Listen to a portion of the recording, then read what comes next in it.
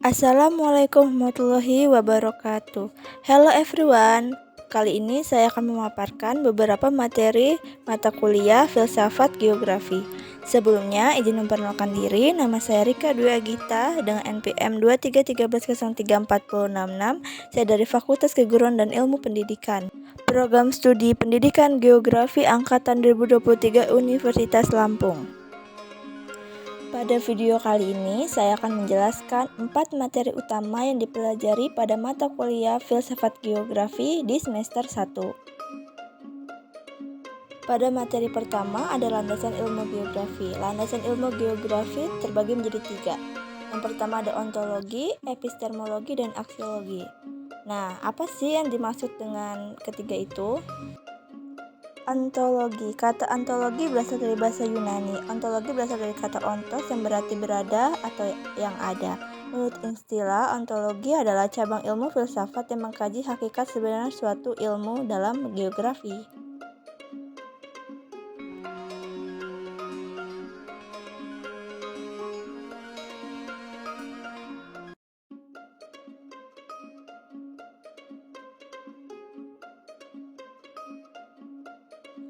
Berikutnya ada epistemologi. Epistemologi berasal dari bahasa Yunani, artinya knowledge yaitu pengetahuan.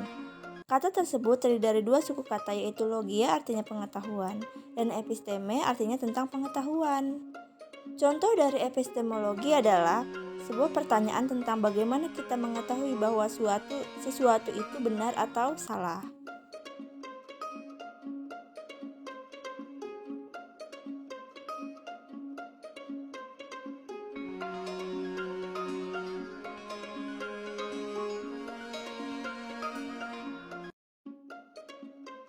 Nah, yang terakhir ada aksiologi. Aksiologi berasal dari kata aksios, yang berarti bermanfaat.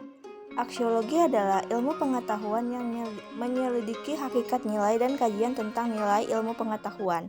Nilai kegunaan ilmu tergantung dari diri manusia yang memanfaatkannya. Pada materi berikutnya, saya akan menjelaskan mengapa kita perlu mempelajari geografi. Finn 1991 mengatakan, andai kata di permukaan bumi ini tidak ditemukan persamaan dan perbedaan fenomena, baik fisik, sosial, ekonomi, budaya, maka tidak ada landasan untuk geografi dapat eksis sebagai ilmu. Selain itu, inilah beberapa alasan penting mengapa kita perlu mempelajari geografi. Yang pertama, mengasah kecerdasan spasial. Kecerdasan spasial merupakan kecerdasan dalam menguasai, mengelola, memahami, dan mengoptimalkan ruang. Artinya itu dalam hal ini landscape permukaan bumi, jika kita belajar geografi dengan bersungguh-sungguh, maka kita akan bisa menjadi seorang perencana tata ruang yang baik.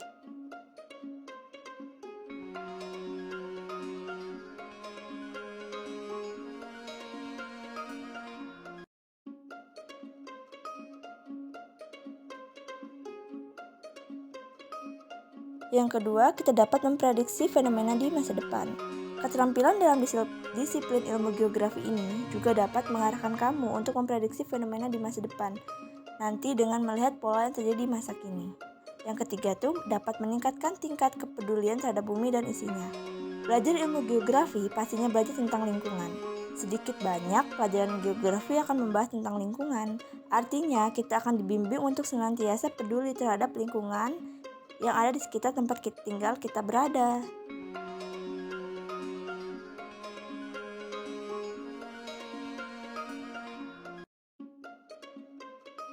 Berikutnya, mengapa ada persamaan dan perbedaan kewilayahan? Akibatnya, setiap tempat wilayah terbentuk dari adanya proses interrelasi keruangan. Yang pertama itu ada faktor fisis, yang kedua ada faktor manusia, yang ketiga itu ada faktor fisis manusia. Terjadi karakteristik wilayah ada persamaan dan perbedaan dengan wilayah lain.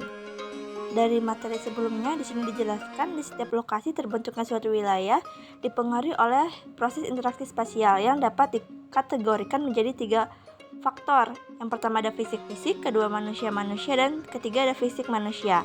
Nah, yang pertama tuh interaksi fisik itu, faktor ini mengacu pada interaksi antar elemen atau fitur fisik dalam suatu ruang tertentu. Ini mencakup fenomena alam seperti bentang alam, iklim, badan air, dan vegetasi.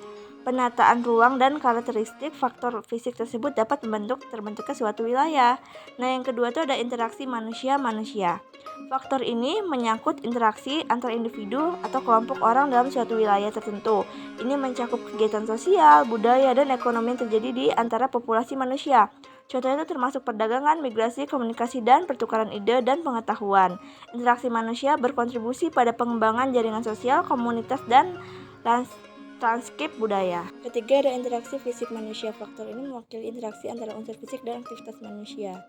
Contohnya termasuk urbanisasi.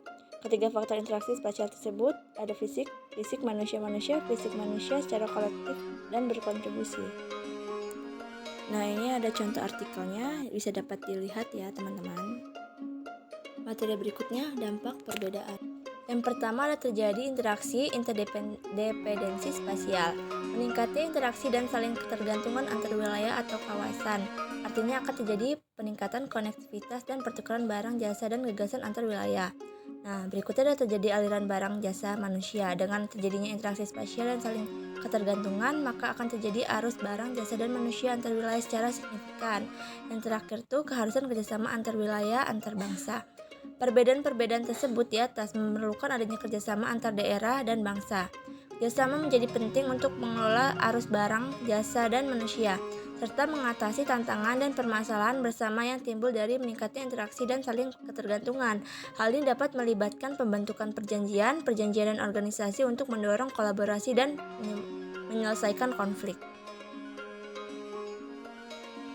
Di slide berikutnya ada kondisi Indonesia. Masalah utamanya itu sebaran penduduk yang tidak merata, lokasi sumber daya alam terpencar tidak merata, pembangunan kawasan, kemiskinan, pengangguran, dan lain-lain. Nah, akan dijelaskan pada slide berikutnya.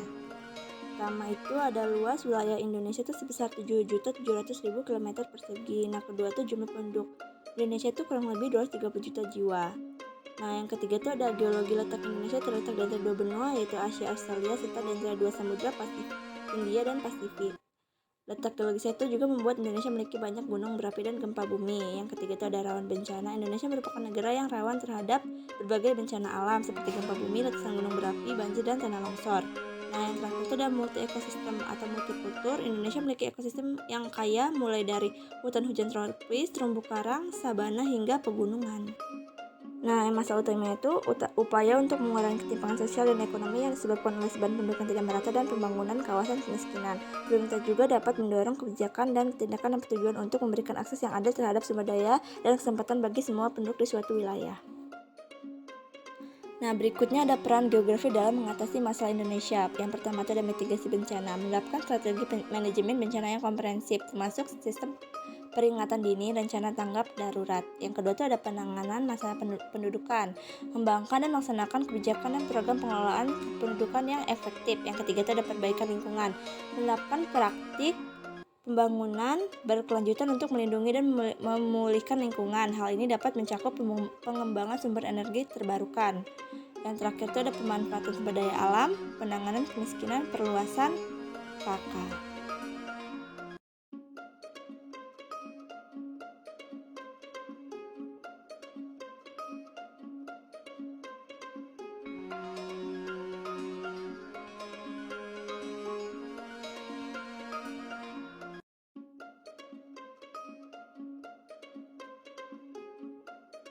Nah, materi berikutnya ini akan menjelaskan prinsip-prinsip geografi.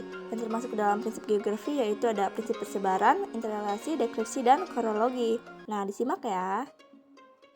Prinsip persebaran itu menjelaskan bahwa fenomena geografi di bumi tidak merata. Fenomena geografi termasuk gejala dan fakta geografi yang berkenaan dengan alam maupun manusia. Contohnya itu ada persebaran potensi air yang berbeda dari satu tempat ke tempat lainnya. Nah, berikutnya itu ada prinsip interrelasi. Prinsip geografi selanjutnya ini adalah prinsip interrelasi. Permasalahan yang terjadi di alam dengan manusia saling terkait. Interrelasi ini dapat terjadi antara alam dengan alam itu sendiri maupun alam dengan manusia. Contohnya itu ada fenomena banjir yang terjadi akibat penebangan hutan, kekeringan yang berkepanjangan sebagai dampak adanya La Nina.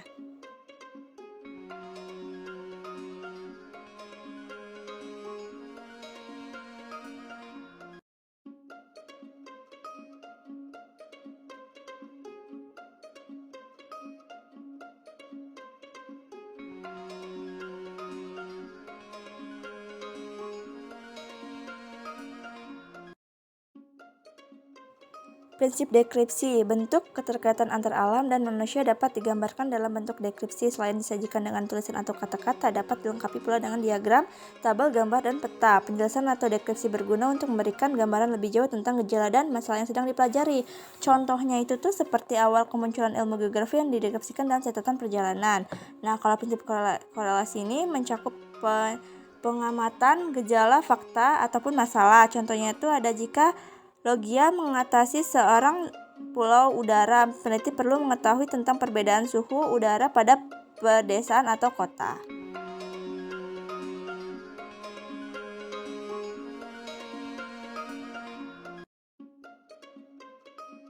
Materi berikutnya ada 10 konsep dasar geografi. Menurut Suharyono dan Muhammad Amin dalam buku berjudul Pengantar Filsafat Geografi tahun 1994, 10 konsep esensial geografi adalah: 1. Ada konsep lokasi, kedua ada jarak, ketiga ada keterjangkauan, keempat ada pola, kelima ada morfologi, keenam ada aglomerasi, ketujuh ada diferensiasi area, kedelapan ada interaksi, kesembilan ada nilai kegunaan, dan terakhir ada keterkaitan keruangan.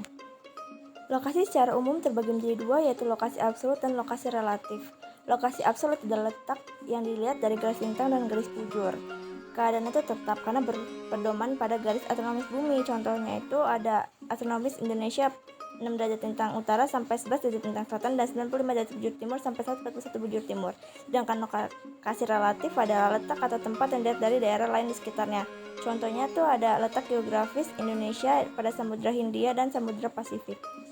Berikutnya saya akan membahas tentang jarak. Jarak adalah ruang yang menghubungkan antara dua lokasi atau dua objek. Konsep ini terbagi menjadi dua, yaitu ada jarak mutlak dan jarak relatif. Jarak mutlak adalah jarak dua tempat yang diukur berdasarkan garis lurus di udara yang mudah diukur pada peta. Contohnya itu ada jarak Jakarta sampai Malang. Lalu jarak relatif bisa dinyatakan pada jarak tempuh, baik yang berkaitan dengan waktu perjalanan yang diperlakukan maupun satuan biaya angkutan. Contohnya jarak Jakarta sampai Malang dengan pesawat adalah 1,5 jam. Berikutnya ada keterjangkauan. Konsep geografi ini mengacu pada kemudahan untuk mencapai suatu objek yang dipengaruhi oleh kondisi geografis suatu wilayah. Contohnya itu dari Jakarta akan lebih mudah menjangkau Kota Padang daripada Kepulauan Mentawai. Selanjutnya ada pola. Konsep ini mengacu pada suasana atau penyebaran fenomena pada ruang muka bumi. Contoh pola pemukiman penduduk di wilayah pesisir memanjang mengikuti garis pantai.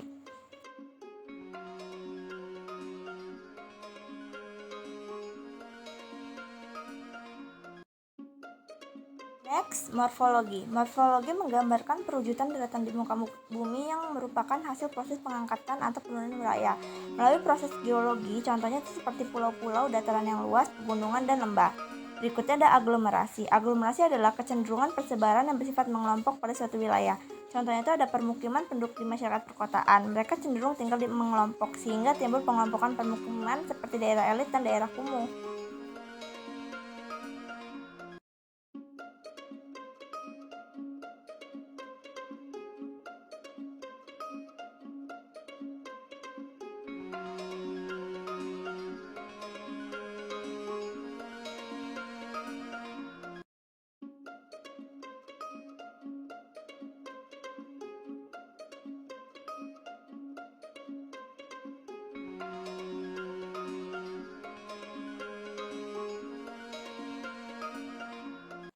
Berikutnya ada interaksi dan interdependensi. Konsep ini berkaitan dengan hubungan timbal balik atau saling ketergantungan antar wilayah. Contohnya itu ada hubungan antar desa dan kota. Warga kota membutuhkan makanan dari desa, sedangkan warga desa membutuhkan teknologi dari kota. Nah, next, nilai kegunaan. Nilai kegunaan mengacu pada kelebihan yang dimiliki suatu tempat atau wilayah tertentu dan memiliki nilai kegunaan yang berbeda berdasarkan fungsinya. Contohnya itu ada wilayah yang memiliki alam yang indah cocok sebagai daerah wisata.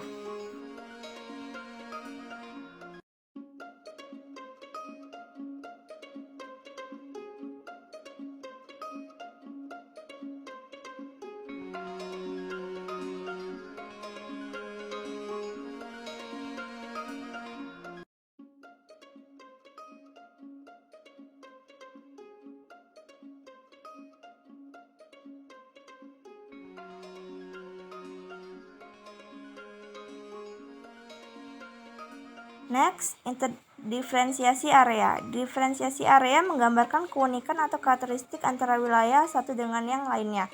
Contoh konsep ini misalnya masyarakat yang tinggal di pesisir bekerja sebagai nelayan, sedangkan warga pegunungan biasanya bekerja di kebun atau ladang. Terakhir ada keterkaitan ruang. Konsep ini menunjukkan tingkat hubungan antar wilayah. Contohnya ada daerah hilir mengalami banjir karena pembangunan yang terjadi di daerah hulu.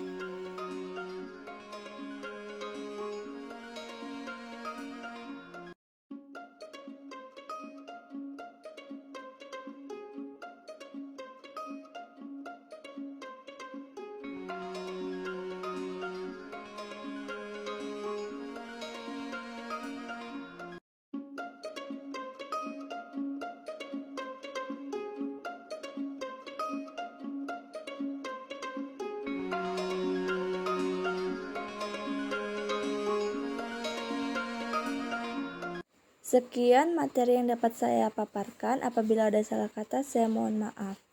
Wassalamualaikum warahmatullahi wabarakatuh.